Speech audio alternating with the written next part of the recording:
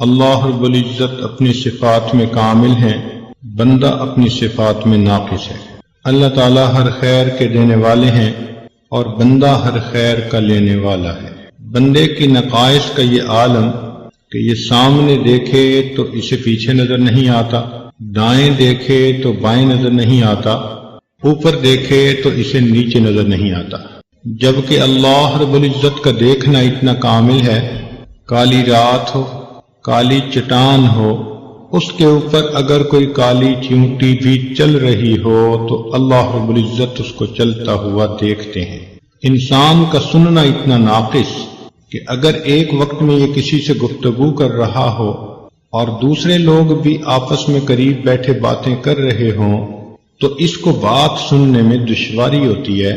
ہم نے کتنی مرتبہ دیکھا کہ ٹیلی فون پہ بات کرتے ہوئے اگر کمرے میں کوئی دوسرا بھی بول رہا ہو تو اسے کہنا پڑتا ہے کہ جی آہستہ بولیں، مجھے بات سمجھ نہیں آ رہی، جبکہ اللہ رب العزت کا دیکھنا اتنا کامل ہے، اللہ رب العزت کا سننا اتنا کامل ہے کہ حضرت آدم علیہ السلام سے لے کر قیامت تک آنے والا آخری انسان، مرد، عورت، بچے اور بوڑھے سب کے سب ایک میدان میں جمع ہو جائیں اور ایک ہی وقت میں اللہ رب العزت سے دعائیں مانگیں، اللہ تعالیٰ اس پر قادر ہے ان سب کی الگ الگ دعا کو سن لے۔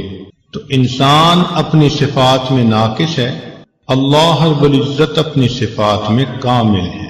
انسان ہر خیر کا لینے والا ہے، اللہ تعالیٰ ہر خیر کے دینے والے۔ چنانچہ ہمارے پاس جو کچھ بھی ہے یہ ہمارا اپنا ذاتی نہیں، ملکیت نہیں، یہ سب اللہ رب العزت کی دین ہے اور اس کی عطا ہے۔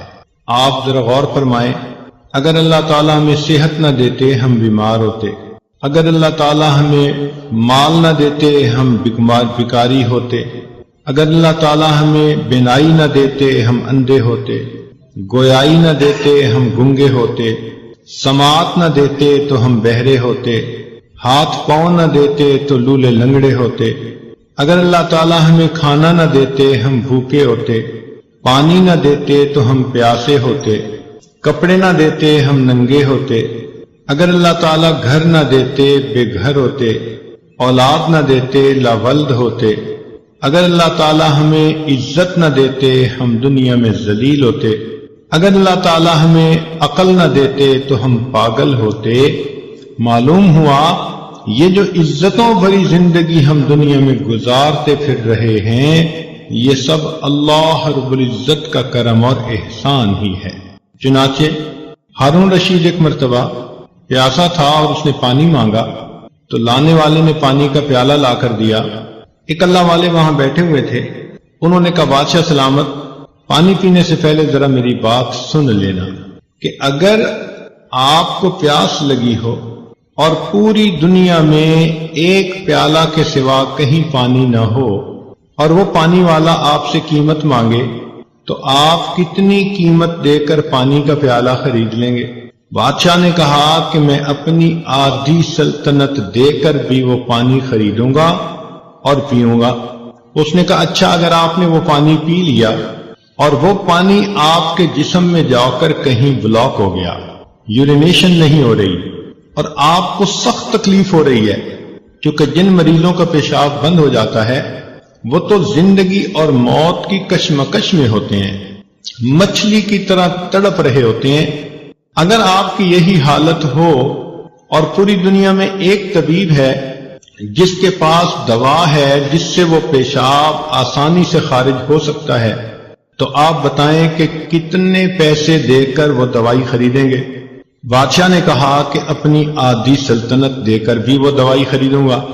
اس نے کہا بادشاہ سلامت، معلوم ہوا کہ آپ کی پوری حکومت ایک پانی کا پیالہ خریدنے اور جسم سے اس کو گزار کر نکال دینے کے برابر ہے، اور آپ سوچیں آپ نے زندگی میں کتنے پیالے پانی پیا، کیسے کیسے مشروبات پیے، اللہ تعالیٰ کی کن کن نعمتوں کو استعمال کیا۔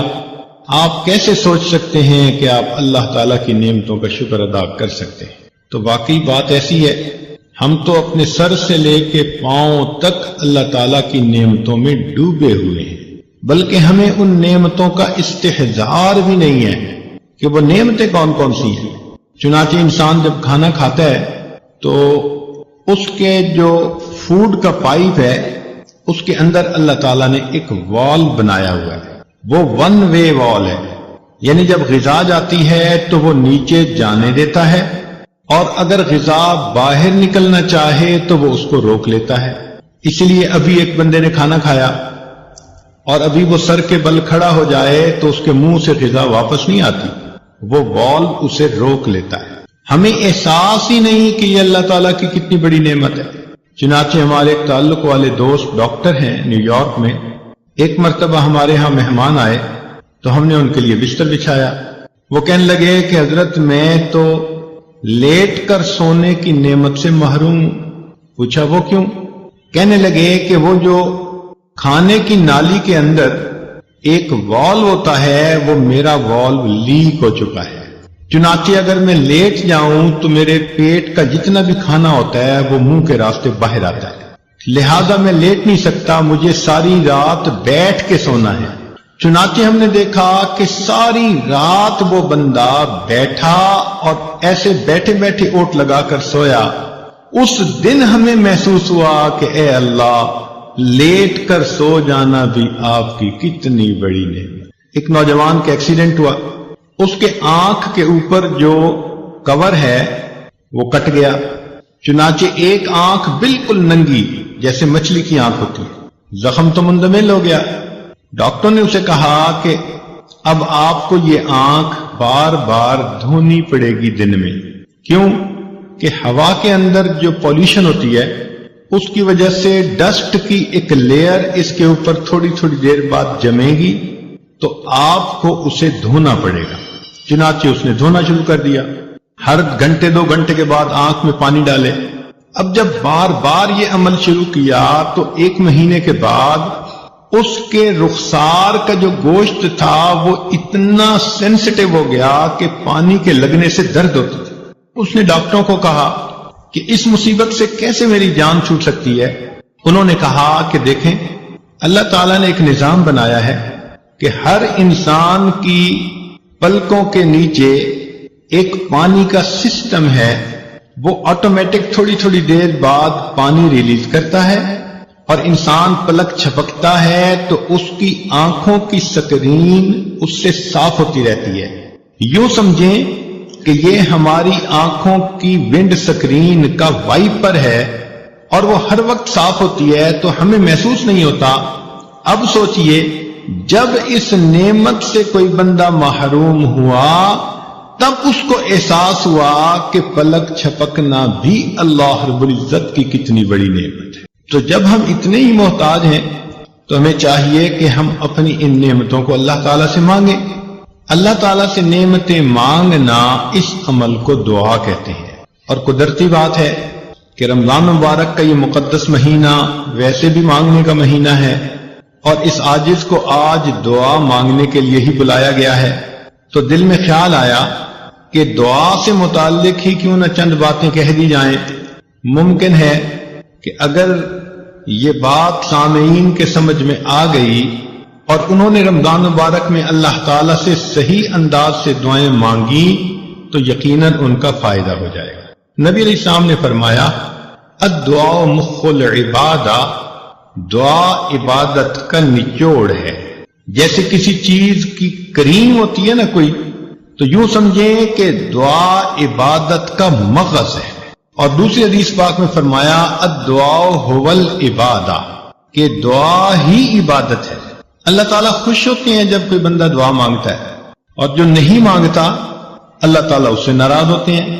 چنانچہ ارشاد فرماتے ہیں من لم یسأل اللہ یغضب علیہ، جو بندہ دعا نہیں مانگتا اللہ تعالیٰ اس بندے سے ناراض ہوتے ہیں۔ آج ہم مخلوق سے تو بہت کچھ مانگتے پھرتے ہیں اور ہمیں ڈھنگ اور طریقے بھی آتے ہیں، اللہ تعالیٰ سے مانگنے کے طریقے آج ہم نہیں سیکھ پائے۔ چنانچہ مخلوق کے مانگنے میں اور اللہ رب العزت سے مانگنے میں چند بنیادی فرق ہیں، ذرا توجہ سے بات سنیے گا۔ پہلی بات تو یہ کہ مخلوق سے اگر آپ بار بار مانگیں تو مخلوق ناراض ہوتی ہے. آپ دوست سے ایک دفعہ کوئی چیز مانگیں وہ دے دے گا، دوسری دفعہ مانگیں دے دے گا، تیسری دفعہ موڈ بنا لے گا، چوتھی دفعہ بولنا چھوڑ دے گا، اور پانچویں دفعہ آپ سے تعلق توڑنے کا اعلان کر دے گا کہ یہ کیسا آدمی ہے، ہر وقت مانگتا ہی رہتا ہے. تو مخلوق سے بار بار مانگو تو مخلوق ناراض ہوتی ہے، جبکہ اللہ رب العزت کا معاملہ عجیب ہے. بندہ ایک دفعہ مانگے وہ دیتے ہیں، دو دفعہ مانگے وہ دیتے ہیں، جتنی بار مانگے اتنی بار دیتے ہیں. بلکہ جو بندہ ہر چیز اللہ سے مانگے، ہر وقت اللہ سے مانگے، اللہ تعالیٰ اس بندے کو اپنا ولی اور دوست بنا لیتے ہیں. وہ فرماتے ہیں کہ یہ ہمارا ایسا بندہ ہے کہ ہمارے سوا کسی اور سے یہ مانگتا ہی نہیں. ایک دوسرا فرق یہ ہے کہ اگر ہم مخلوق سے کوئی مانگے تو کئی مرتبہ دے تو دیتے ہیں مگر غصے میں آ کے دیتے ہیں. مثال کے طور پہ ایک آدمی ڈرائیونگ کر رہا ہے، والدہ بھی پاس بیٹھی ہے. اب کسی جگہ ریڈ لائٹ پر اس نے گاڑی کو روکا تو ادھر سے کوئی فقیر بھی آ گیا، اس نے ونڈو گلاس کو کھٹکھٹایا تو اس نے اشارہ سے کہہ دیا کہ بھئی معاف کر دو. مگر مانگنے والے بھی بڑے مستقل مزاج ہوتے ہیں، وہ پھر مانگتا ہے، وہ پھر مانگتا ہے، حتیٰ کہ آپ کو غصہ آتا ہے کہ یہ جاتا کیوں نہیں. اتنے میں آپ کی والدہ کہہ دیتی ہے کہ بیٹا اسے کچھ دے دو. اب ماں کے کہنے کی بنا پر آپ اپنی جیب سے 2 روپے نکال کر دیتے تو ہیں، مگر کتنی غصے والی نظروں سے اس فقیر کو دیکھتے ہیں، اور دیتے ہوئے یوں کہہ رہے ہوتے ہیں کہ جیسے بھائی لو اور دفع ہو جاؤ. تو دیا بھی مگر غصے سے دیا، بوجھ سمجھ کے دیا. مگر اللہ تعالیٰ کا معاملہ اور ہے، بندہ اس سے جتنا بھی مانگے جب بھی مانگے اللہ تعالیٰ کبھی بھی ناراض ہو کر نہیں دیتے، بلکہ ہمیشہ بندے کو پیار سے دیا کرتے. پھر مخلوق کے مانگنے میں ایک اور بھی ہے کہ اگر آپ کسی امیر بندے کے پاس جائیں اور ان سے کہیں جی کہ مجھے ایک چونی دے دیں، اور وہ بندہ اربوں پتی ہو تو وہ آپ سے غصہ کرے گا کہ آپ نے مجھے کیا فقیر سمجھا ہوا ہے جو مجھ سے چونی مانگنے آ گئے. اور اگر آپ کسی غریب کے پاس جائیں اور اسے کہیں بھئی مجھے 10 کروڑ کا قرضہ چاہیے تو وہ ناراض ہو جائے گا، یار آپ نے میرے پاس کوئی خزانہ دیکھا ہے. تو عجیب بات، امیر سے تھوڑا مانگیں تو وہ ناراض، اور فقیر سے زیادہ مانگیں تو وہ ناراض. مگر اللہ رب العزت کا معاملہ ایسا ہے کہ بندہ اس سے جتنا مانگے تھوڑا یا زیادہ اللہ تعالیٰ دیتے ہیں. بلکہ حدیث پاک میں آتا ہے کوئی بندہ اپنے جوتے کا ٹوٹا ہوا تسمہ بھی اللہ سے مانگتا ہے، اللہ تعالیٰ وہ بھی دے کر خوش ہو جاتا ہے. پھر ایک فرق اور بھی ہے مخلوق سے مانگنے میں کہ اگر وہ دیں گے تو دن کے کچھ وقت میں دیں گے، شام کو دروازے بند ہو جائیں گے. آپ رات کو کسی کے دروازے پہ جائیں تو دروازے کو بند پائیں گے. تو دروازے دینے والے کے کبھی کھلتے ہیں کبھی بند ہو جاتے ہیں. مگر اللہ رب العزت کا دروازہ ایسا ہے کہ جو دینے والوں کے لیے ہمیشہ کھلا رہتا ہے. لا تأخذہ سنۃ ولا نوم، اللہ تعالیٰ کو نہ اونگ آتی ہے نہ نیند آتی ہے. کس لیے؟ ایسا نہ ہو میرا بندہ میرے دروازے پہ سائل بن کر آئے اور دینے والا سویا ہوا ہو. اللہ تعالیٰ کی شان اس سے بلند ہے، وہ کتنا کریم پروردگار ہے کہ جس کا دروازہ کبھی بند ہی نہیں ہوتا. پھر جن لوگوں کے پاس ہم جاتے ہیں ان کو خود اپنی ضرورتیں ہوتی ہیں. آپ اگر دنیا میں کسی سے مانگیں وہ کہے گا یار مجھے اپنی ضرورت ہے، میں نے قرضہ دینا ہے، حالات میرے ذرا ٹائٹ ہو گئے ہیں، میری پیمنٹ رک گئی ہے، مجھ سے قرضے والے مطالبہ کر رہے ہیں، میری کنسائنمنٹ جو ہے وہ رک گئی ہے، میرا کنٹینر پھنس گیا ہے، مارکیٹ کے حالات اچھے نہیں. تو آپ اگر مخلوق میں سے کسی سے مانگیں تو وہ خود محتاج اپنی 10 ضرورتیں آپ کو بیان کر دے گا. لیکن اللہ رب العزت سے مانگیں تو اللہ تعالیٰ کا معاملہ اور ہے. اللہ تعالیٰ وہ ذات ہے کہ سب اس کے محتاج ہیں، وہ کسی کا محتاج نہیں. پھر مخلوق سے مانگنے میں اور اللہ تعالیٰ سے مانگنے میں ایک فرق اور بھی ہے کہ اگر دنیا میں کوئی بندہ ذرا ذی حیثیت بنتا ہے نا اس کی کوشش ہوتی ہے کہ اپنوں کو نوازے. آج دنیا میں کسی کو حکومت ملے تو وہ اپنی پارٹی کے بندوں کو ہی نوازتے ہیں، اور ان کی کوشش ہوتی ہے کہ اگر کوئی حزب مخالف میں ہے تو اس کے جو کچھ پاس ہے اس سے بھی محروم کر دو، ان کے منہ سے نوالے بھی چھین لو. تو مخلوق اپنوں کو عطا کرتے ہیں اور غیروں کو محروم کرتے ہیں. اللہ تعالیٰ کا معاملہ اور ہے، وہ اس دنیا میں اپنوں کو بھی عطا کرتا ہے جو کلمہ پڑھنے والے بندے ہیں، جنہوں نے اللہ کو مانا، اور جنہوں نے اللہ کو نہ مانا ان کفار کو بھی اپنی رحمانیت کے صدقے اللہ تعالیٰ اس دنیا میں اولاد دیتا ہے، عزت دیتا ہے، مال دیتا ہے، صحت دیتا ہے.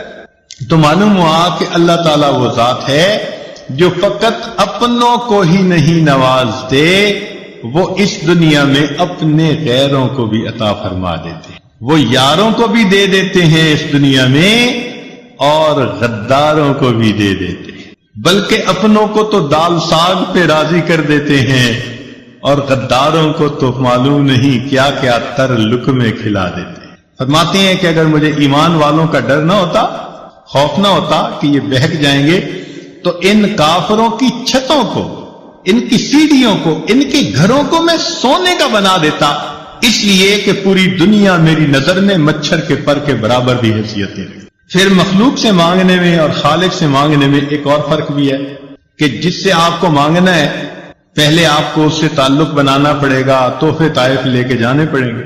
تو دنیا میں کسی کے پاس جاؤ تو پوچھیں گے کیا لائے ہو، کیا گفٹ لائے، افسر صاحب کے لیے کیا کچھ لائے. تو دنیا میں کسی کے پاس جاؤ تو جواب ملے گا کہ کیا لائے ہو، جبکہ اللہ رب العزت وہ ذات ہے کہ جب بھی اس کے دروازے پہ بندہ جائے وہ ہمیشہ بندے سے یہ پوچھتا ہے میرے بندے تم میرے دروازے پر کیا لینے کے لیے آئے ہو. مخلوق کے بارے میں دیکھا کہ اگر وہ کسی پہ کچھ احسان کریں بھی اور انہیں اڑتی ہوئی خبر ملے کہ فلاں بندہ تو میرے بارے میں الٹی بات کر رہا تھا، تو وہ شک کی بنا پر بھی اپنے ان احسانات کو، تعاون کو روک دیتے ہیں. حقیقت نہیں تھی بات، ایسے ہی کسی نے بات کر دی، کیونکہ یہ اس کو دے رہے ہیں، احسان کر رہے ہیں، تو شک کی بنا پر اس بندے کو محروم کر دیں گے. اور اللہ تعالیٰ کیا ذات ہے، سبحان اللہ، کہ اس کے بندے اگر بتقاضائے بشریت گناہ بھی کر بیٹھتے ہیں، حکم خدا کو توڑ بھی بیٹھتے ہیں اپنی جہالت کی بنا پر، اللہ تعالیٰ اپنی نعمتوں سے محروم پھر بھی نہیں کرتا. کبیرہ گناہ کر کے آتے ہیں اور گھر میں آ کے پلنگ پر میٹھی نیند سو جاتے ہیں. اللہ تعالیٰ ان کو نیند سے محروم تو نہیں کر دیتا. یہ تو نہیں کہ تم نے نماز قضا کی تو تمہارا کھانا ہضم نہیں ہوگا. اللہ تعالیٰ کتنی جو ہے وہ شفیق ذات ہے، رحیم ذات ہے کہ جو اپنے بندوں پر ان کے گناہوں کے باوجود بھی فوراً اپنی نعمتوں کے دروازے بند نہیں کرتا بلکہ ان کو مہلت عطا فرما دیتا ہے. تو اس سے معلوم ہوتا ہے کہ اگر بندے نے لینا بھی ہو تو مخلوق سے مانگنے کی بجائے اپنے پروردگار سے مانگے. مگر یہ مانگنا بھی ایک عمل ہے جو سیکھنا پڑتا ہے. آپ نے دیکھا ہوگا کورس کے اندر اپلیکیشن دینی ہو نا تو ہر بندہ تو وہ فارم بھر ہی نہیں سکتا. تو لوگ بیٹھے ہوتے ہیں جو کہتے ہیں جی آئیں ہم آپ کو فارم بھرنا سکھا دیتے ہیں. آپ نے پاسپورٹ کے لیے اپلائی کرنا ہے تو درخواست میں کتنی ٹیکنیکل پوائنٹس باتیں ہوتی ہیں، تو بندہ ضرور ہیلپ مانگتا ہے کسی سے کہ بھئی میں ایسا نہ ہو کہ کہیں غلط انفارمیشن پہ دے بیٹھوں. عمرہ حج کا ویزا ہو تو کسی نہ کسی جاننے والے سے پوچھتا ہے کہ بھئی میں نے اپلیکیشن کیسے بھرنی ہے. اسی طرح اللہ والے وہ دعا مانگنے کا عمل جانتے ہیں. ہمیں ان سے پوچھنا چاہیے کہ جی ہم نے اگر اللہ تعالیٰ سے کوئی دعا کرنی ہے تو یہ بھی تو ایک اپلیکیشن بھرنے کی مانند ہے نا، تو ہم کیسے اپلیکیشن بھریں کہ اپروو ہو جائے. ہم نے دنیا میں دیکھا کہ اگر اپلیکیشن پراپر نہ بھری ہوئی ہو نا تو ریجیکٹ ہو جاتی ہے. بالکل یہی معاملہ اگر دعا پورے آداب کے ساتھ نہ مانگی جائے تو دعا بھی اللہ تعالیٰ کے حضور قبول نہیں ہوتی. اب ہم پھر پریشان ہوتے ہیں، وہ جی ہماری دعائیں قبول کیوں نہیں ہوتی، اور معاذ اللہ ایسے الفاظ کہہ بیٹھتے ہیں جی اللہ تعالیٰ تو ہماری سنتا ہی نہیں، حالانکہ ان ربی لسمیع الدعاء، میرا پروردگار تو ہر بات کو، دعا کو سنتا ہے۔ تو کیوں ایسا کہتے ہیں؟ بجائے اس کے کہ ہم یہ سوچیں اللہ تعالیٰ قبول نہیں کر رہے، کیوں نہ ہم یہ سوچیں کہ ممکن ہے ہماری دعا کے مانگنے میں کوئی فرق اور کمی ہو جس کی وجہ سے وہ قبولیت کے درجے پہ ہی نہ پہنچ رہی۔ ایک بات یہاں اور بھی ذرا کلیئر کرنی ضروری ہے، ایک ہوتا ہے دعائیں کروانا اور ایک ہوتا ہے دعائیں لینا۔ دعائیں کروانا بھی عبادت ہے، نیک کام ہے، لیکن دعائیں لینا اس سے بھی بڑا نیک کام ہے۔ دعائیں کروانا تو یہ ہوا امی دعا کرو، ابو دعا کریں، حضرت جی دعا کریں، سر آپ میرے لیے دعا کریں، یہ تو ہوا دعا کروانا۔ یہ بھی کہنا چاہیے، نبی علیہ السلام نے اس کی بھی تلقین فرمائی۔ چنانچہ عمر رضی اللہ عنہ ایک مرتبہ عمرے پہ جا رہے تھے تو نبی علیہ السلام نے ان کو رخصت کرتے ہوئے فرمایا کہ بھائی ہمیں اپنی دعاؤں میں نہ بھولنا۔ تو نبی علیہ السلام کا یہ فرمانا امت کی تعلیم کے لیے تھا۔ ہم بھی دعاؤں کے لیے کہیں نیک لوگوں کو، بڑوں کو، لیکن اس سے بھی بڑا رتبہ اور درجہ یہ ہے کہ ہم ان کی دعائیں لینے والے بن جائیں۔ دعائیں لینا کیا ہوتا ہے؟ کہ انسان اتنا اچھا بنے، اتنا نیک بنے کہ اس کو دیکھ کر بے اختیار اس کے ماں باپ، اس کے پیر استاد کے دل سے اس کے لیے دعائیں نکل رہی ہیں۔ تو آج دعائیں کروانے والے بہت ہیں، دعائیں لینے والے بہت تھوڑے۔ تو کوشش یہ کرنی چاہیے کہ اللہ تعالی ہمیں دعائیں لینے والا بنا۔ حدیث پاک میں آتا ہے کہ نبی علیہ الصلوۃ والسلام کے 3 شاگرد تھے اور تینوں کا نام عبداللہ تھا، اور وہ اتنا خدمت میں پیش رہتے کہ نبی علیہ الصلوۃ والسلام کا دل خوش ہوتا۔ آپ تہجد کی نماز میں ان تینوں کا نام لے کر ان کے لیے دعا مانگتے تھے۔ اس کا نتیجہ کیا نکلا کہ وہ تینوں دنیا کے اندر بہت عزتیں پانے والے بزرگ بنے۔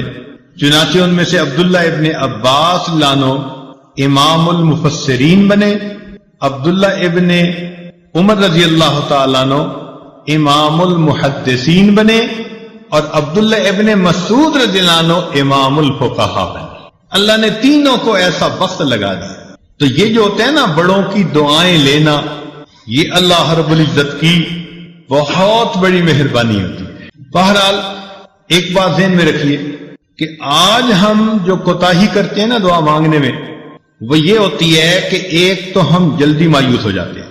ہم چاہتے ہیں آج ہم نے دعا مانگی اور بس شام ہونے سے پہلے دعا کی قبولیت سامنے نظر آ جائے۔ آج کل عورتیں ایسے سمجھتی ہیں کہ جیسے ہم نے خاوند کو صبح کام کہا تو شام تک ہونا چاہیے، اگر نہیں ہوا تو شکوہ کریں گی۔ یہ اللہ تعالیٰ کو بھی اسی طرح ڈیل کرتی ہے کہ جی ہم نے فجر کی نماز میں دعا مانگی تھی اور شام تک دعا قبول ہی نہیں ہوئی، ادھر بھی شکوے کرنے بیٹھ جاتی ہیں۔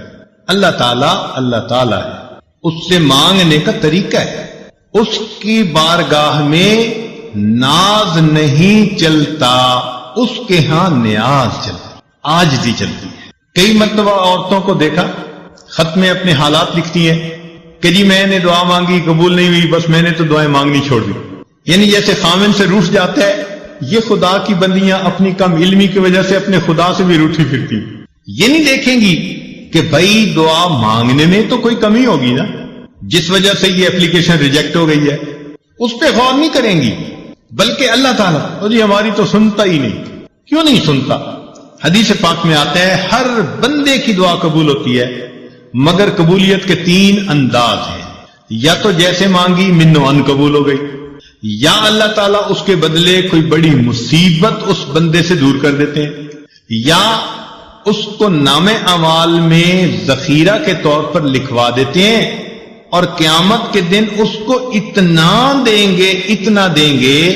حدیث پاک میں آتا ہے کہ وہ بندہ دعا مانگے گا، اللہ دنیا میں میری کوئی دعا نہ پوری ہوتی، ہر دعا ذخیرہ بنی ہوتی، اور آج اس دن مجھے اس کا اجر ملتا تو کتنی اچھی بات ہوتی۔ 3 میں سے کسی نہ کسی ایک صورت میں دعا کا بدلہ ضرور ملتا ہے۔ اب اللہ تعالیٰ پابند تو نہیں ہے نا کہ ہم نے مانگی ہے تو اسی کو پورا کر دے۔ اللہ تعالیٰ حکمت والے ہیں، وہ دیکھتے ہیں کہ یہ دعا اس کے لیے پورا ہونا بہتر ہے یا برا ہے؟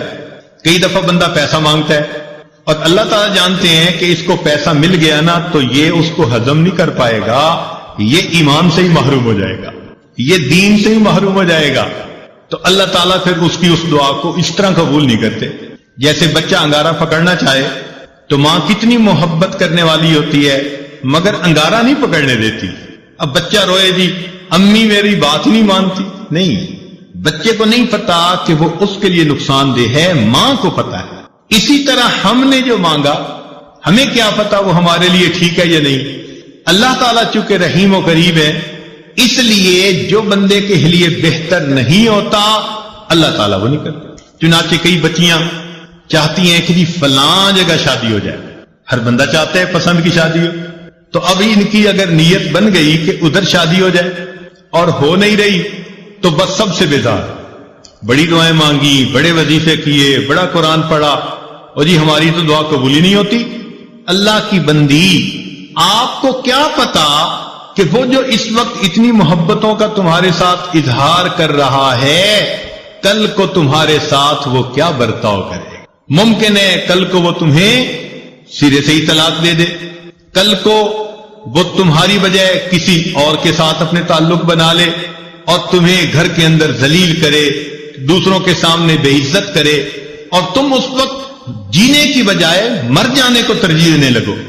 تو اس وقت انسان سوچتا ہے جی ادھر میرا رشتہ ہو جائے، اور وہ کہتے ہیں جی میری دعا قبول ہی نہیں ہوتی۔ بھائی قبول اس لیے نہیں ہو رہی، اللہ تعالیٰ بہتر چاہتا ہے۔ تو اس لیے دعا جب بھی مانگی جاتی ہے اگر بندے کے حق میں بہتر ہو تو اللہ تعالیٰ اسی طرح پورا کر دیتے ہیں، بہتر نہ ہو تو اللہ تعالیٰ پورا نہیں کرتے۔ مثال کے طور پہ ایک بندے نے کہا اللہ مجھے امیر بنا دے، غنی بنا دے، اللہ تعالیٰ نہیں بناتے۔ کیوں؟ اللہ تعالیٰ جانتے ہیں اس کو مال ملا تو یہ اولاد کی تربیت کر نہیں سکے گا، اس کی اولاد نافرمان بن کے ایمان سے بھی خارج ہو جائے گی۔ کتنے لوگ ہیں مال ان کے گھر میں آ جاتا ہے اور ان کی اولاد ان کے ہاتھوں سے نکل جاتی ہے۔ ہمیں کیا پتا کہ کس وجہ سے یہ دعا قبول نہیں ہو رہی۔ اللہ تعالیٰ پہ بھروسہ رکھیں، اعتماد رکھیں، اس کو اپنے اوپر ماں سے بھی 70 گنا زیادہ مہربان سمجھتے ہوئے سوچیں کہ کوئی نہ کوئی حکمت ہوگی جو من و ان قبول نہیں ہوتی۔ اور ہمیں کیا پتا کہ اللہ تعالیٰ نے اس دعا کے بدلے کوئی مصیبت سے بچایا ہو۔ آپ ذرا غور کریں، آپ گاڑی میں جا رہی ہیں اور کئی مرتبہ بس ایکسیڈنٹ ہوتے ہوتے بچتا ہے، تو ممکن ہے آپ کی مانگی ہوئی کسی دعا کے صدقے اللہ تعالیٰ نے آپ کو ایکسیڈنٹ سے بچا لیا۔ زلزلہ آیا، لاکھوں انسان مرے بھی اور زخمی بھی ہوئے، ہمیں جو اللہ نے اس زلزلے میں بچا لیا کیا پتا کسی وقت کی مانگی ہوئی کوئی دعا ہو۔ تو یوں کہہ دینا جی ہم نے مانگی ہے دعا قبول نہیں ہوتی، یہ جلد بازی اللہ تعالیٰ کے بارگاہ میں ظاہر کرنا مناسب نہیں۔ دعا مانگنی چاہیے، مانگتے رہنا چاہیے۔ آپ نے دیکھا ہوگا کہ بچہ کوئی چیز مانگتا ہے تو ماں شروع میں منع کر دیتی ہے، نہیں دینی، پھر مانگتا ہے، پھر وہ کہتی ہے نہیں دینی، جھڑکی بھی دے دیتی ہے۔ لیکن جب بچہ مانگتا رہتا ہے، اس چھوٹے سے بچے کو بھی پتا ہے کہ میں مانگتا رہوں گا نا تو امی دے دے گی۔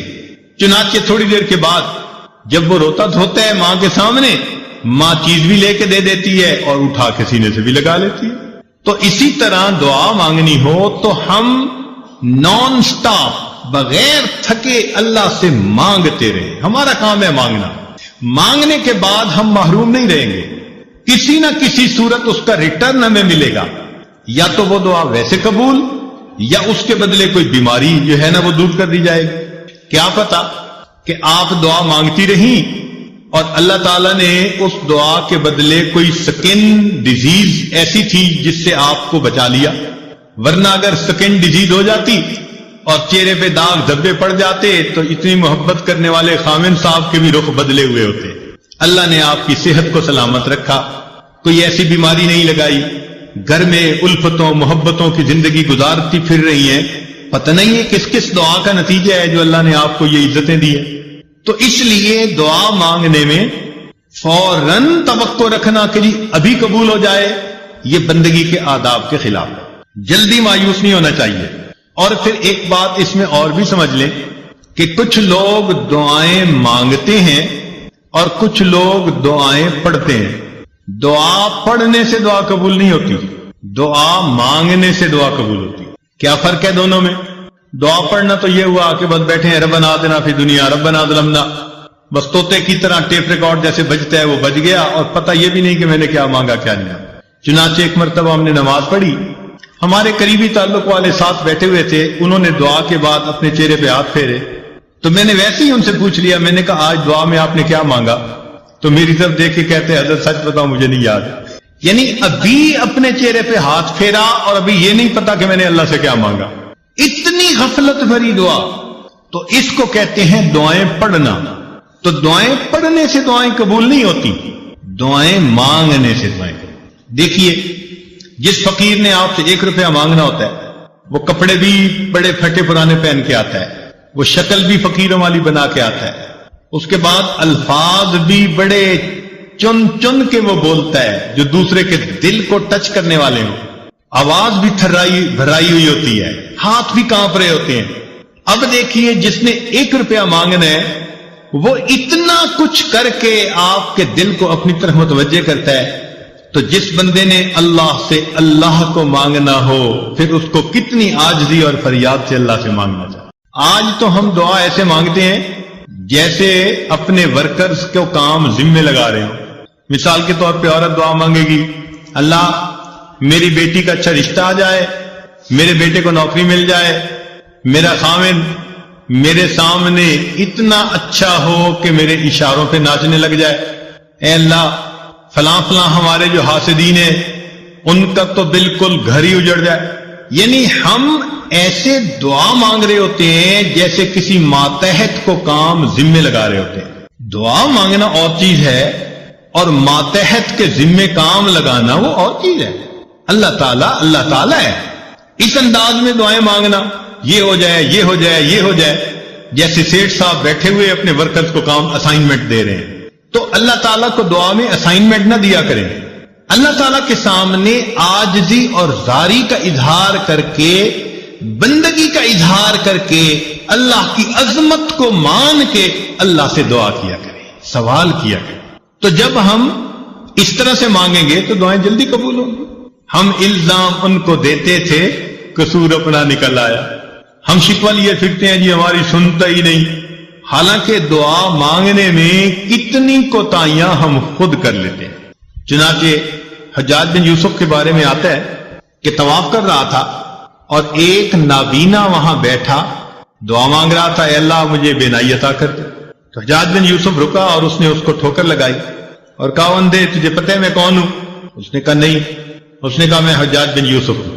اب اس کے بارے میں مشہور تھا کہ یہ بہت ہی زیادہ سخت طبیعت کا بندہ ہے، جو کہہ دیتا ہے نا وہ پورا کر دیتا ہے۔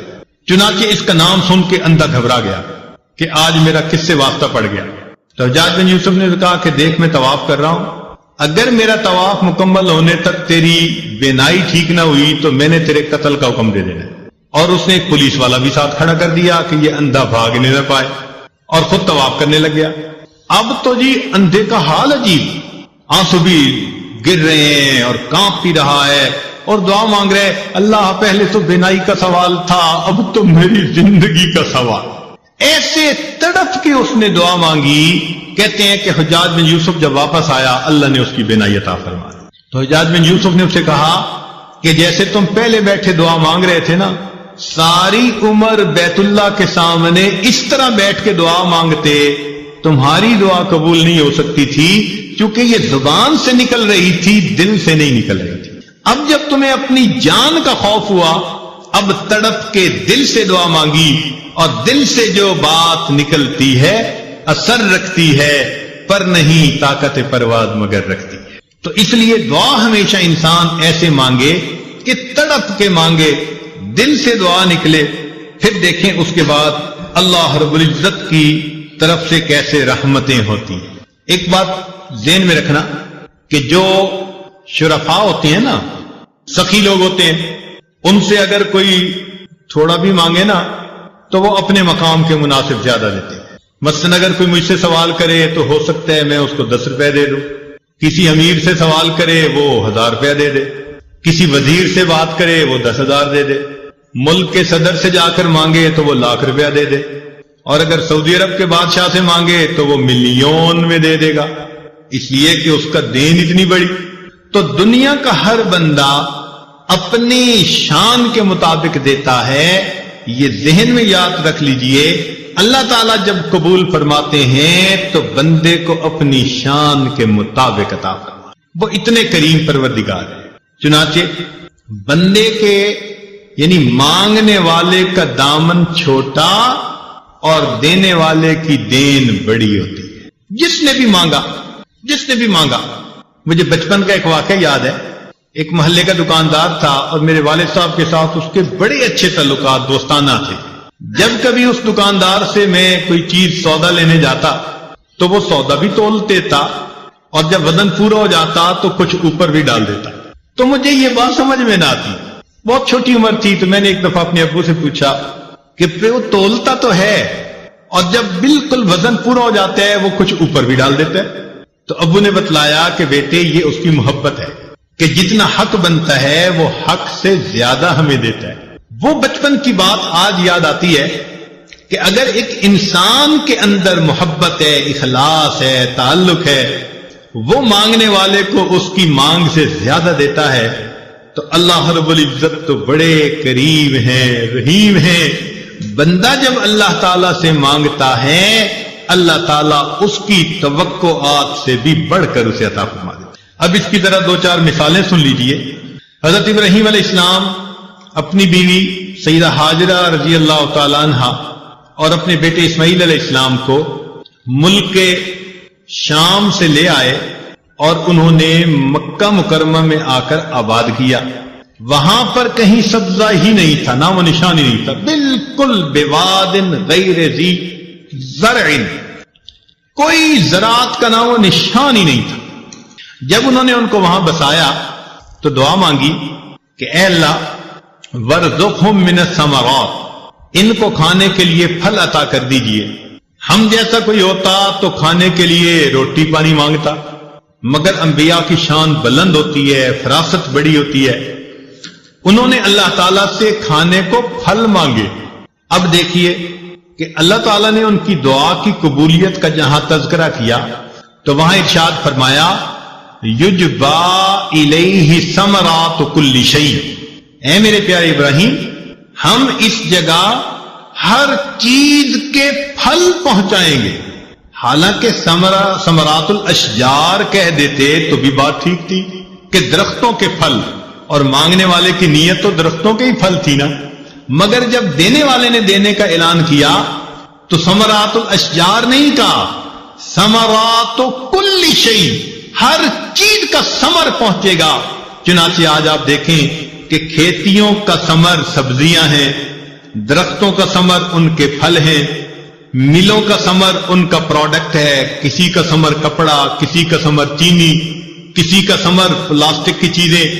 تو پوری دنیا میں جو ثمر بھی کہیں سے نکل رہا ہے اللہ تعالیٰ اس کو اس مکہ مکرمہ کے دیش میں پہنچا رہے ہیں۔ انسانوں کا ثمر ان کی اولاد ہوتی ہے، اور دیکھو انسان اپنی اولاد کو وہاں بھیجنے کے لیے دعائیں مانگے، او جی دعا کرو میرے بیٹے کا سعودی عرب میں کام بن جائے۔ ہم اپنے دل کے ثمر کو بھی وہاں بھیجنے کے لیے تیار۔ تو دیکھیے انہوں نے تو درختوں کے پھل مانگے، اللہ نے ہر چیز کا پھل اس جگہ پر پہنچا دی۔ دوسری مثال بی بی آسیہ، فرعون کی بیوی، جب اس نے ایمان قبول کر لیا فرعون کو پتا چلا تو اس نے پہلے وارننگ دی، اور جب اس کو پتا چلا کہ یہ پکی ہے تو اس نے کہا کہ دیکھ میں تمہیں اس محل سے ذلیل کر کے نکال دوں گا۔ چنانچہ کتابوں میں تفصیل لکھی ہے، اس نے اس کو بہت سخت سزائیں بھی دی اور بہت ہی بے عزت اور ذلیل کر کے گھر سے نکالا۔ عورت کے لیے گھر سے اس کو دھکا دے دیا جانا اس سے بڑی سزا کوئی نہیں ہوتی۔ اس کو گھر والی کہتے ہیں نا، اور جب گھر والی کو بے گھر کر دیا جائے تو یہ اس کی زندگی کا سب سے بڑا صدمہ ہوتا ہے۔ چنانچہ اس ملکہ وقت کو اس نے اپنے محل سے ذلیل و رسوا کر کے نکال دیا۔ جب اس نے نکالا تو بی بی آسیہ نے اللہ سے دعا مانگی، رب ابن لی عندک بیتا فی الجنہ، اے اللہ مجھے اپنے قرب میں جنت کا گھر عطا کر دیجیے کہ اس جو ہے ظالم نے مجھے دنیا میں تو گھر سے نکال دیا، اے اللہ اس گھر کے بدلے میں جنت میں آپ کے قرب کا گھر چاہتی ہوں۔ اللہ تعالیٰ کو یہ دعا اتنی پسند آئی کہ قرآن مجید میں اس کا تذکرہ کیا۔ لیکن مزے کی بات بتائیں کہ مانگنے والی نے تو فقط گھر مانگا تھا اور دینے والے نے گھر بھی دیا اور گھر والا بھی دے دیا۔ چنانچہ روح المعانی تفسیر میں لکھی ہے کہ جب خدیجہ کبریٰ لانا کی وفات ہونے لگی تو نبی علیہ السلام نے فرمایا کہ خدیجہ جب جنت میں جانا تو میری بیویوں کو سلام کہنا۔ تو وہ بڑی حیران، اے اللہ کے نبی صلی اللہ علیہ وسلم، میں دنیا میں آپ کی پہلی بیوی ہوں، جنت میں آپ کی بیویاں کون؟ تو نبی علیہ السلام نے فرمایا کہ اللہ تعالیٰ نے بی بی مریم اور آسیہ کو جنت میں میری بیویوں میں شمار فرما لیا۔ سبحان اللہ، مانگنے والی نے گھر مانگا تھا، دینے والے کی دین کتنی بڑی ہے، اللہ تعالیٰ اس کو اپنے محبوب جیسا خامد عطا فرما دیا۔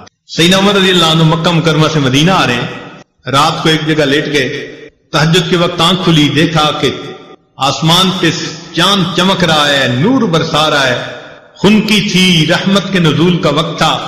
تو ایسے وقت میں پھر اللہ سے مانگنے کو دل کرتا ہے۔ تو عمر رضی اللہ عنہ نے اٹھ کر اللہ سے دو دعائیں مانگی۔ ایک تو آسمان کے چاند کو دیکھ کے ان کو اپنے مدینہ کا چاند یاد آ گیا، نبی علیہ السلام کی یاد آئی، تو انہوں نے دو دعائیں مانگی، اللہم ارزقنی شہادتاً فی سبیلک، اللہ مجھے اپنے راستے میں شہادت عطا فرما، وجعل قبری فی بلد حبیبی، اور اپنے محبوب کے شہر میں میری قبر بنا دیجیے۔ اپنی دو دعائیں، دو آرزویں، دو حسرتیں اللہ کے سامنے پیش کی۔ اللہ تعالیٰ نے دعا کو قبول کر لیا، مگر دعا کو قبول کیا تو کیسے کیا؟ شہادت تو انہیں پہاڑ کی چوٹی پہ مل سکتی تھی، زمین کی گہرائیوں میں مل سکتی تھی، کہیں دریا میں مل سکتی تھی، کہیں گلی کے موڑ پہ مل سکتی تھی، مگر نہیں، اللہ تعالیٰ نے عمر لانوں کو شہادت تو دی۔ کہاں پر؟ باوضو ہیں، نماز کی حالت میں ہیں، اور نبی علیہ الصلوۃ والسلام کی مسجد میں ریاض الجنہ میں مصلی کے اوپر کھڑے ہیں، وہاں ان کو زخم لگایا جاتا ہے جو بالآخر شہادت کا سبب بنتا ہے۔ اب انہوں نے تو یہ تو نہیں مانگی تھی، اللہ اپنے محبوب کے مصلی پہ مجھے شہادت عطا۔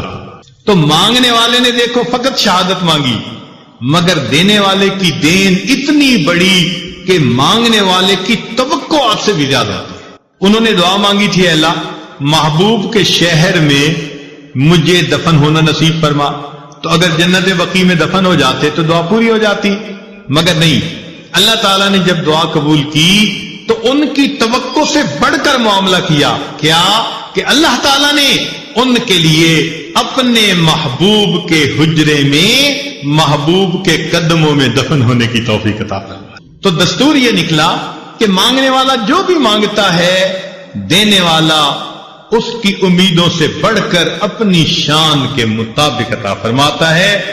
وہ دینے والا بڑا قریب ہے۔ خدا کی دین کا موسیٰ سے پوچھئے احوال کہ آگ لینے کو جائیں پیمبری مل جائے۔ ہم کو شکوہ ہے ہمارا مدعا ملتا نہیں، دینے والے کو گلا ہے کہ گدا ملتا نہیں۔ غفلت شعاری دیکھ کر بندے کی کہتا ہے کریم، دینے والا دے کسے دستے دعا ملتا نہیں۔ مانگنے والا ہاتھ ہو اور دل ہو تو پھر اللہ کیوں نہ عطا فرمائیں گے؟ وہ تو بلکہ دے کے خوش ہوتے ہیں۔ اس لیے ہمیں چاہیے کہ ہم اللہ کے حضور اللہ سے خوب نعمتیں مانگیں۔ ہمارے جانے میں دیر ہے، اس کی عطا میں دیر نہیں ہے۔ ہم تو مائل بکرم ہیں، کوئی سائل ہی نہیں، راہ دکھلائیں کسے راہ رو منزل ہی نہیں، طور تو موجود ہے موسیٰ ہی نہیں۔ جب رات مانگنے کا وقت ہوتا ہے، عام دنوں میں تہجد کے وقت، فجر کے وقت آنکھ ہی نہیں کھلتی۔ کس قدر تم پہ گراں صبح کی بیداری ہے، ہم سے کب پیار ہے ہاں نیند تمہیں پیاری۔ تو اس لیے ہم اللہ تعالیٰ سے اگر اس قبولیت دعا کے وقت میں مانگیں، حدیث پاک میں آتا ہے کہ تہجد کے وقت ایک فرشتہ کہتا ہے حل من سائل فعطی له، ہے کوئی سوال کرنے والا کہ جس کے سوال کو پورا کر دیا جائے۔ تو جب اللہ تعالیٰ کی طرف سے اعلان ہو رہا ہے کہ مانگنے والوں مانگو، ہم اس وقت میٹھی نیند سوئے ہوئے، گھوڑے بیچ کے سوئے ہوئے، پتہ ہی نہیں ہوتا کہ بھئی ہم نے تہجد بھی پڑھنی ہے، فجر کی نماز بھی پڑھنی ہے۔ کئی لوگوں کے لیے تو رمضان المبارک میں سحری میں اٹھنا مشکل ہے. عورتیں کہتی ہیں جی بس رات کھا لیں گے صبح اٹھا نہیں جاتا. اب بتائیے یہ ہمارا حال ہے. تو رمضان کے کچھ دن باقی رہ گئے، ان میں ہم اللہ تعالیٰ سے مانگیں. دیکھیے کتابوں میں لکھا ہے کہ ایک بوڑھا جس کی عمر 90 سال، بیوی بھی فوت ہو گئی، اولاد بھی نہیں تھی، بھائی بہن بھی چلے گئے، ماں باپ بھی چلے گئے، پوری دنیا میں وہ تنہا ہے. کسی پڑوسی نے اس کی روٹی ذمہ لے لی تھی اور انہوں نے اپنی بیٹھک میں اس کو رکھ لیا تھا، لیکن اس کی کھانسی کے بدلے، بلغم کے بدلے ان کے دل خراب ہوئے تو انہوں نے اس کو بھی جواب دے دیا. اب جب انہوں نے بھی اپنے گھر سے دھکا دے دیا، یہ بے سہارا بوڑھا، پوری دنیا میں اس کا کوئی نہیں. اب اگر اس کا دل ٹوٹا تو یہ سوچتا ہے کہ میں کہاں جاؤں، تو خیال آتا ہے کہ کیوں نہ میں اپنے رب سے جا کے دعا مانگوں. تو یہ بوڑھا ہانپتا ہوا، کانپتا ہوا، لاٹھی پکڑے، جھکی ہوئی کمر ہے، آنکھوں پہ اینک لگی ہوئی ہے، منہ میں دانت نہیں، پیٹ میں آنت نہیں، طاقت نہیں. اب اس وقت اگر یہ اللہ کے گھر کی طرف آہستہ آہستہ چل رہا ہے تو اللہ رب العزت اس باغی بوڑھے سے یہ نہیں پوچھتے تو نے اپنی جوانی کہاں ضائع کی، تیرا جمال کہاں گیا، تیرا مال کہاں گیا، اب تجھے میرا در یاد آیا. اللہ تعالیٰ اس باغی بوڑھے سے بھی شکوے نہیں فرماتے. اگر وہ اپنی موت سے پہلے زندگی میں اللہ کے در پر چل کر آتا ہے، اللہ تعالیٰ فرماتے ہیں کہ اگر وہ ایک بالش چلتا ہے میری رحمت 2 بالش چلتی ہے. وَإِنْ أَتَانِي يَمْشِي أَتَيْتُهُ هَرْوَلًا، اگر وہ میری طرف چل کے آتا ہے میری رحمت اس کی طرف دوڑ کے جا رہی ہوتی. تو جو پروردگار اتنا کریم ہے، کیوں نہ ہم اس کے در پہ جا کے اپنے آنے والی زندگی کے اچھے فیصلے مانگیں، اپنے اچھے نصیبے کی دعا مانگیں. اللہ رب العزت فرماتے ہیں وَأَمَّا السَّائِلَ فَلَا تَنْهَرْ، اور سوالی کو انکار نہ کرو. اب سوچنے کی بات ہے، جب ہم جیسے کمزوروں کو اللہ حکم دیتے ہیں کہ تم سوالی کو جھڑکی نہ دو، روکو نہیں، تم سوالی کو انکار نہ کرو، تو اگر کوئی بندہ اس پروردگار کے در پر سوالی بن کر کھڑا ہوگا اور بیٹھے گا، اللہ تعالیٰ اپنے اس بندے کو کیسے انکار فرمائیں گے. یقیناً مانگنے کی کمی ہوتی ہے، دینے والے کی دین میں تو کوئی کمی نہیں، وہ تو دے کے خوش ہوتا ہے. بلکہ فرماتا ہے کہ وَقَالَ رَبُّكُمُ ادْعُونِي أَسْتَجِبْ لَكُمْ، تمہارے رب نے یہ فرمایا تم دعا مانگو میں قبول کروں گا. اللہ کا کلام بھی سچا اور اللہ تعالیٰ بھی سچے ہیں، لہذا ہم پکے یقین کے ساتھ اللہ تعالیٰ سے دعائیں مانگیں. اللہ تعالیٰ ہماری پریشانیوں کو دور کر دے اور اللہ تعالیٰ ہمیں در در کے دھکے کھانے سے بچا لے. میرے دوستوں اور میری عزیز بہنوں، آج اس وقت امت مسلمہ اتنی پریشان ہے کہ یوں لگتا ہے کہ تسبیح ٹوٹی اور جس طرح دانے اوپر سے گرتے ہیں اس طرح امت مسلمہ پر پریشانیاں آ رہی ہیں، گر رہی ہیں. ہر طرف ذلت ہے، ہر طرف پریشانی ہے. اے خاصہ خاصان رسول، وقت دعا ہے، امت پہ تیری آ کے عجب وقت پڑا ہے. یہ دعا مانگنے کا وقت ہے. تو یہ عاجز گزارش کرتا ہے اجتماعی طور پر بھی دعائیں مانگیں اور گھروں میں تہجد کے اوقات میں انفرادی طور پر بھی دعائیں مانگیں. اللہ تعالیٰ مصیبت کی یہ گھڑیاں دور کر دے اور امت مسلمہ کو عزت رفتہ نصیب فرما دے اور اللہ تعالیٰ ہمیں در در کے دھکے کھانے سے بچا لے. یاد رکھیے کہ دنیا میں تو ایک در بند ہوا دوسرا کھل جائے گا، اس لیے کہ اس کا نعم البدل دنیا میں موجود ہوتا ہے. اللہ کا دروازہ وہ دروازہ ہے جس کے لیے یہ بند ہو جائے اس کے لیے کوئی دوسرا بدل موجود نہیں ہوتا. لِكُلِّ شَيْءٍ إِذَا فَارَقْتَهُ عِوَضُ وَلَيْسَ لِلَّهِ إِن فَارَقْتَ مِنْ عِوَضِ. اے آدمی، اے دوست، تو جس سے بھی دنیا میں دور ہوا تیرے لیے اس کا کوئی نہ کوئی بدل موجود ہوگا. اگر تو اللہ سے جدا ہو گیا تیرے لیے اللہ کا بدل کوئی دوسرا نہیں. اس لیے ہم اس در سے مانگنا سیکھیں. اے اللہ ہمیں در در کے دھکے کھانے سے بچا لینا اور ہم کسی مخلوق کے دروازے پہ جانا بھی نہیں چاہتے. آپ ہی کے سامنے دامن پھیلانا چاہتے ہیں، آپ ہی سے مانگنا چاہتے ہیں. اے اللہ ہمیں عطا فرما دیجئے. کسی نے کیا اچھی بات کہی کہ تنگ دستی کے جو عالم میں گھبراتا ہوں، تنگ دستی کے جو عالم میں گھبراتا ہوں، پر درے غیر پہ جاتے ہوئے کتراتا ہوں۔ تنگ دستی کے جو عالم میں گھبراتا ہوں، پر درے غیر پہ جاتے ہوئے کتراتا ہوں۔ ہاتھ پھیلانے میں محتاج کو غیرت کیسی شرم آتی ہے کہ بندہ تیرا کہلاتا ہوں۔ اے اللہ، بندے ہم آپ کے کہلائیں اور غیروں کے در پہ اپنی پیشانیاں جھکائیں، ہمیں یہ پسند نہیں۔ اللہ، جس طرح آپ نے ہماری پیشانیوں کو غیر کے سامنے جھکنے سے روک لیا، ہمارے ہاتھوں کو بھی غیر کے سامنے پھیلنے سے روک لیجیے، اپنے ہی در سے عطا فرما دیجیے۔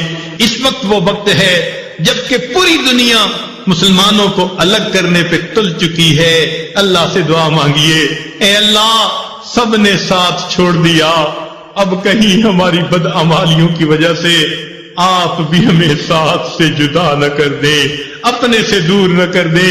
اللہ، ہم آپ سے ہٹنا نہیں چاہتے، کٹنا نہیں چاہتے، ہمیں جڑے رہنے دینا۔